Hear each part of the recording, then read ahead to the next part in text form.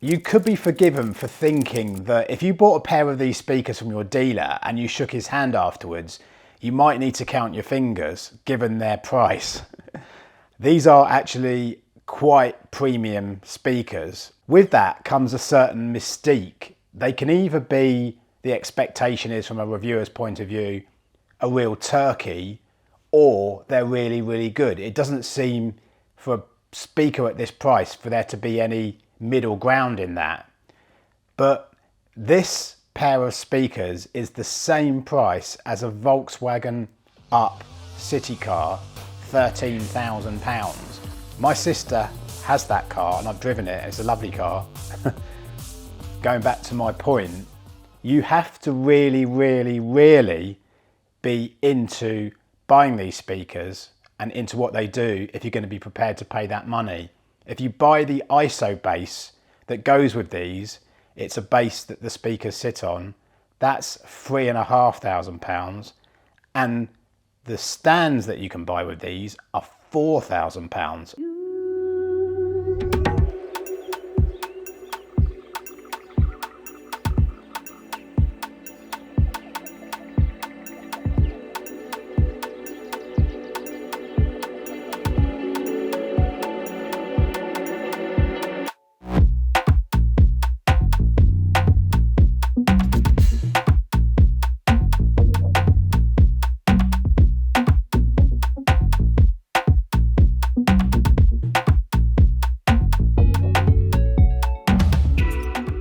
So you're thinking, he's still here. And I know I said what I said, but given the chance to have a look at these speakers and review them, I couldn't resist. And I've always liked that in doing a review, that I'm extolling virtues of a good product or just getting an opinion out on a product and having a journalistic approach to it. Also, obviously people who know me, the creative side of doing hi-fi reviews, and just putting a bit of humility and integrity back into hi-fi reviews, because let's be honest, there's an awful lot of dishonourable reviewers out there that are just doing it for money and they're not comparing. And that's the original reason why I wanted to start this channel.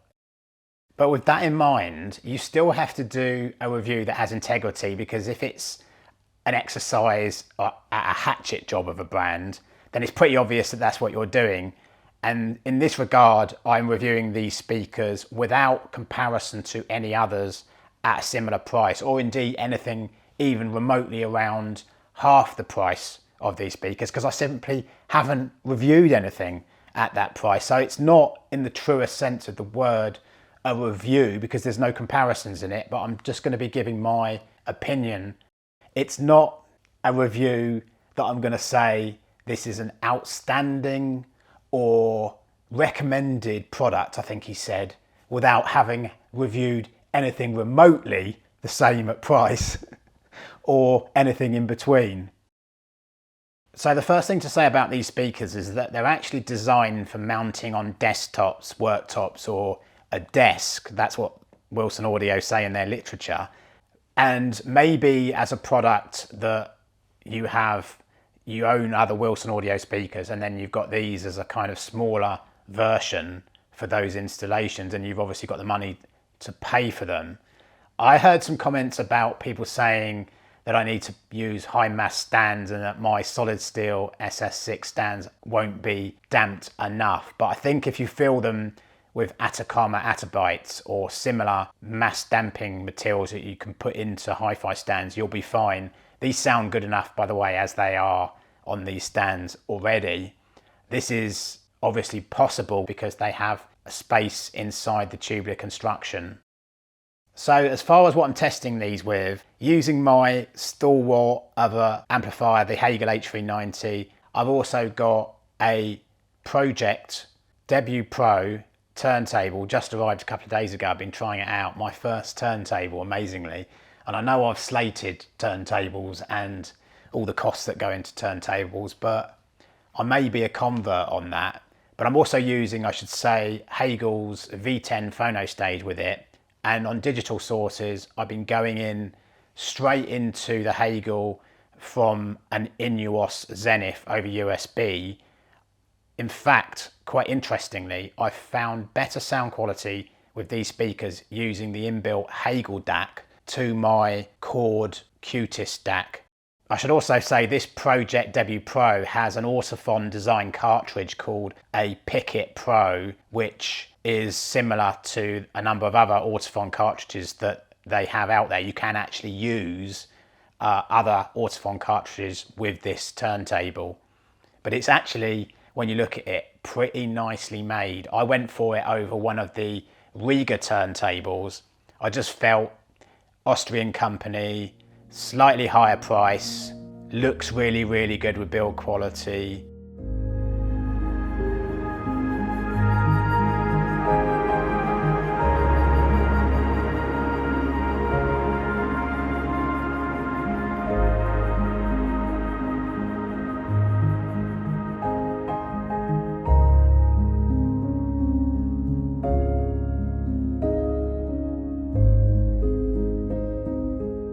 The first thing to say about these, and the reason why I'm saying this is because I've seen it hinted or intimated in other reviews that you can use them with lower power amplifiers, is that because they're 86 dB sensitive, they need good power amplification. I heard someone using these with a Chord T-Toby power amp, outputs I think 50 watts into 8 ohms. These are 8 ohm nominal impedance speakers, and it wasn't anywhere near the dynamic drive and capability of the Hegel H390. The thing that did kind of stump me a little bit in this review is, because they are designed for a desk, how are you going to fit a gutsy amplifier that's going to drive them best possible? And the reason why I say that is because these speakers really, really suit Class AB amplifiers that tend to come in bigger boxes when the power output is higher, just by virtue of the physics of the power supply. I found that was the perfect balance. The Hegel just works lovely with these TuneTots. Class A might be a bit too smooth, and on the other side of the equation, even though it could fit on your desk as a single power amp, or you could bi-amp them as monoblocks, Class D amplifiers could be smaller. The Class AB ideal is just suited to these. And I don't think it's necessarily a disadvantage in the sense of the installation, because if you've got the money, you could probably afford to put these into a custom rack or custom install unit with the speakers. If you're not doing that and you've got less money, then consider a bigger amplifier mounted with vibration measures on the floor under your desk. So obviously having the greater output means that you have more current to the speakers can perform better. We know that the impedance of a speaker changes with its frequency response. So it tends to mean that if you're running a speaker that's 86 dB sensitive like these, it's gonna respond to the transient attack of the music better if there's more current and power on tap. And that's why for most people, for most speakers, because most of us don't have sensitive speakers, our speakers respond to more powerful amplifiers. It's not just an equation that gets bandied about with all these audio reviewers of it being, a volume power issue, that you need a certain amount of watts to achieve a certain volume. It's about the dynamic shift and attack of the music, and that also plays out into letting the speakers shine more with detail because they're being driven better.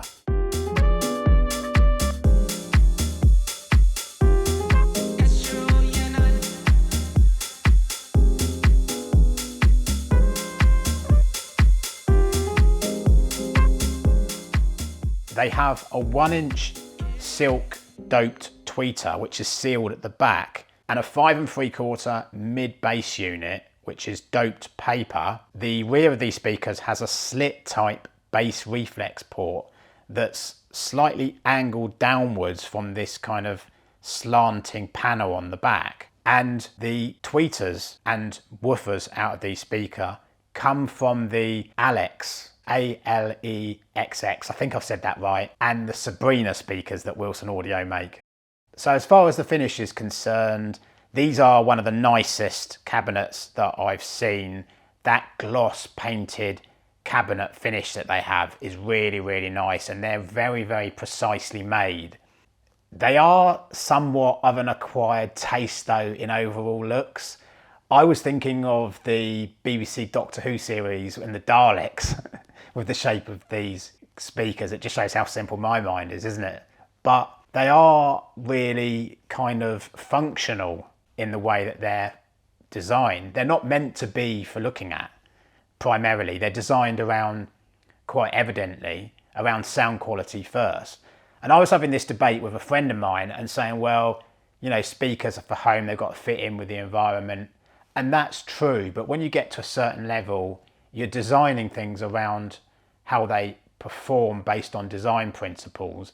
And the reason why they have this kind of Dalek looking appearance is because they're trying to eliminate standing waves in the cabinet, which are reflecting sound pressure waves that bounce from one wall of the cabinet to the other in lay terms, a bit like room modes in a room, but within the cabinet of the speakers. And you know, if you've got the money to spend on things that, you know, you want your room to look nicer, or you want to have things that look nice above sound quality, which is the primary aim of buying audiophile hi-fi. And my argument is, you know, just go and buy some artwork. Don't moan about whether something looks good or not beyond a kind of base level of good looks, which undeniably these speakers do. When you pick these speakers up, the first thing you notice, they come in one box together, they're not separate boxes, is just how damn heavy that box is. 32 kilograms heavy, in fact. And I'm like, oh, I need a two-man lift to move these about, because in accordance with my previous knowledge and previous job, 25 kilograms is the maximum amount that you should be lifting, or people should be lifting at work, in accordance with the manual handling operations regulations. And this is a good thing, even though you don't want to break your back, because of, you know, good damping with the speakers. And one thing I like to do when I get a pair of speakers is turn them up really loud, put my hand on the top, feel the speakers to see how much vibration is coming through the cabinets. With these, absolutely bugger all. I thought my PMCs that I've got by the side of me here were pretty decent with their brace cabinets. These TuneTots take it to another level. And I think another reason why that's the case is because Wilson use a special material for the cases that they call X and S materials, I believe.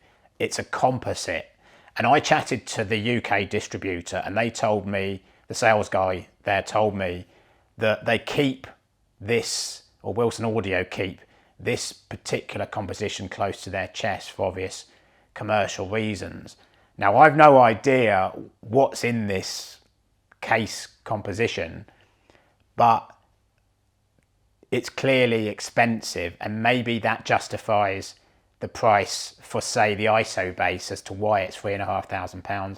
Maybe it doesn't. Maybe it's just the Wilson Audio name and what people are prepared to pay. I've no idea.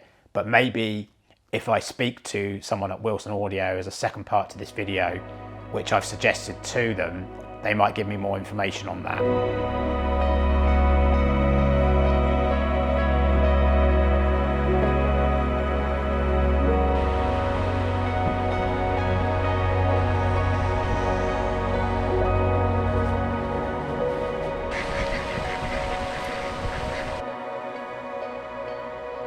One possible criticism that's been levied against these speakers is that they don't go down very low, 65 Hertz in fact.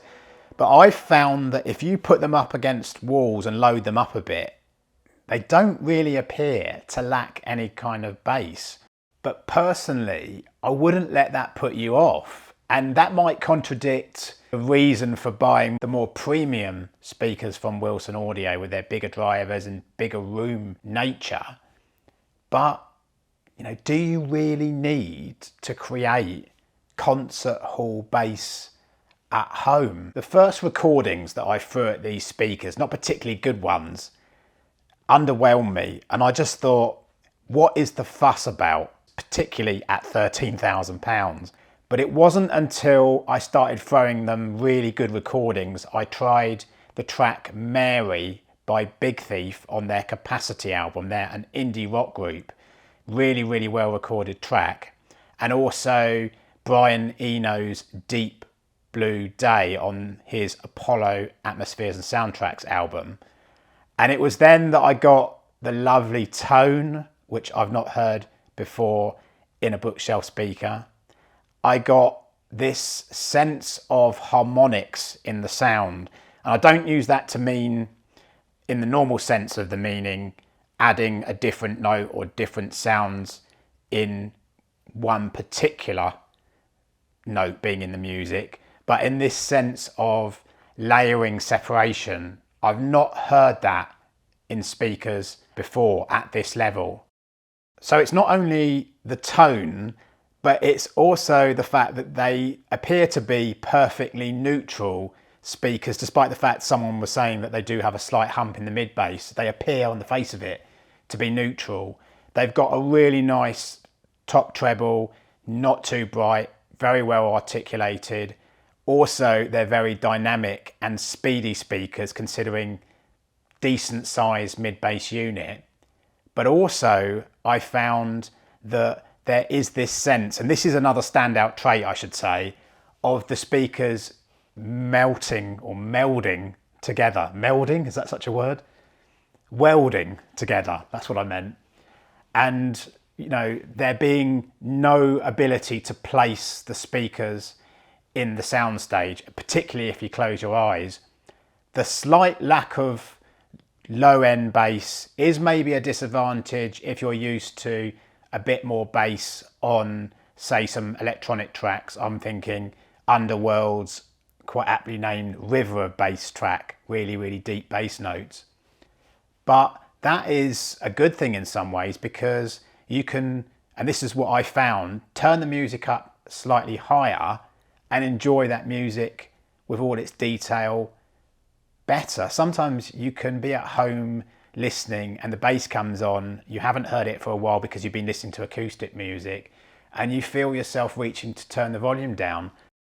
So it's that sort of imaging and sound staging that really get you, and as a main character of these speakers, which is something that I like to concentrate on when I do reviews, because all this over florid language and too many descriptors when reviewers go into all their favourite music and they say Beethoven stood out by da da da da da and Michael Jackson stood out like this and da da da da. It confuses you and is a bit of a, well, it's a bit of a head fuck, to be honest, in terms of allowing you to understand the speaker's ratio decidendi, that's a Latin term, reason for deciding.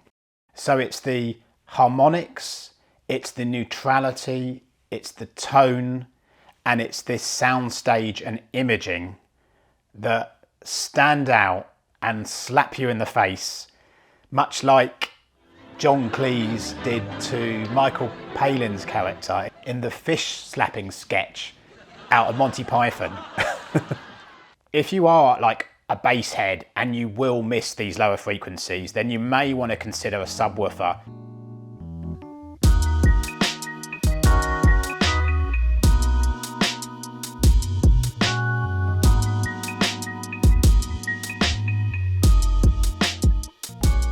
So I guess that brings us neatly onto the question of worth, and are these speakers worth it? Are they worth it to me? Probably not. Well, actually, absolutely not. And the reason, because I don't have the bank balance to be able to drop a pair of these speakers easily. I would, by the way, have these on long-term loan when Wilson Audio are looking in at this review.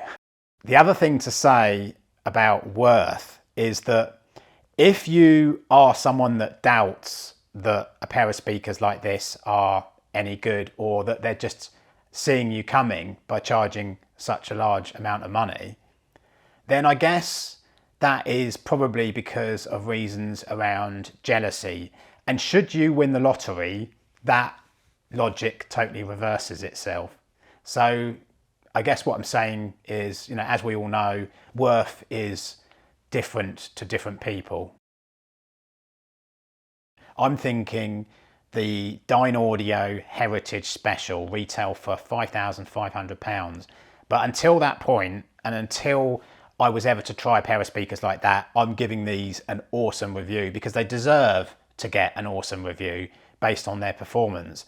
And the other aspect of it, obviously, as well, is that if you really like a particular type of sound and you just prefer it and you've got the money, who's to say you're wrong? You're getting an awesome product. Value has got an element of affordability in the mix. Of course it has. But it's important to say as well that these speakers aren't, 4 times as good as speakers quarter of the price because of the law of diminishing returns. You're probably going to get 5 to 10% differences between those other types of speakers. It always makes me laugh when I hear some other reviewers. There's one reviewer that I know say that he doesn't believe that hi-fi products have diminishing returns as you spend more. I'm pretty sure actually that I'm getting close to the maximum performance that these speakers can achieve with my Hegel H390 amplifier, just because the Hegel punches above its weight. And also there's an element of an argument to say that cheaper speakers can respond. All I'd say to inject some level of credibility in this review is, will £13,000 substantiate its material and development costs? I don't know that because I don't know what's involved and I haven't spoken to the brand as yet. But if you are in the market for speakers like these, or specifically these speakers, always try others and don't be biased in your thinking that price means better, because sometimes that's just not the case. I suppose it comes down to, do you really want them and do you have the cash? That's the bottom line, isn't it? And they may be like an aspirational purchase to some people, but these are easily the best passive speakers that I've tried on this channel so far. All I know is that when they leave me, I'm going to be saying,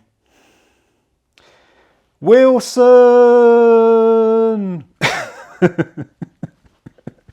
Anyway, thanks for watching.